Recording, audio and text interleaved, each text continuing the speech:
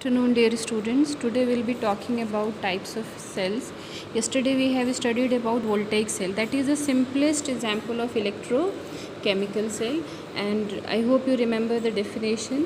So electrochemical cell, it is a device which converts chemical energy to electrical energy. So conversion is chemical energy to electrical energy, and the name itself indicates electrochemical. So chemical energy produces electric current. Now you should know the example of electrochemical cell. Whatever dry cells we are using in our home, whether you are using in your this one watches, we are using in our torch, so all kinds of these cells which store energy in the form of chemical energy are electrochemical cell. So example: dry cell, voltaic cell,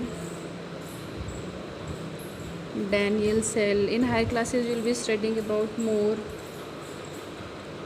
Leclanche cell, and so on. So they store chemical energy, and this chemical energy can be changed into electrical energy when that reaction starts.